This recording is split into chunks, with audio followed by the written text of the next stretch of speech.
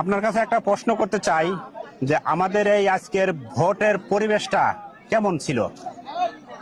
আসলে আমি তো বললাম যে আমাদের সালমা নির্চন্তপুর সালকি হচ্ছে বিএনপির দুর্গ, অর্থাৎ শহীদ প্রেসিডেন্ট জিয়াউর রহমানের আদর্শে করা ধানের শীষের রাজনীতির একটা দুর্গ। সেই দুর্গ হিসাবে এখানকার যে পরিবেশ কোনোদিনই বিশৃঙ্খল হয়নি।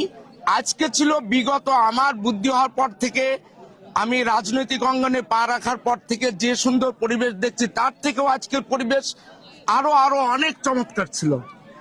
স্বতঃস্ফূর্তভাবে 18 বছর ফ্যাসিবাদের বিরুদ্ধে আন্দোলন সংগ্রামের পর যে নির্বাচন আমরা পেয়েছি, সেই নির্বাচন এত উৎসবমুখর হবে এবং এত ভোটারের উপস্থিতিতে হবে।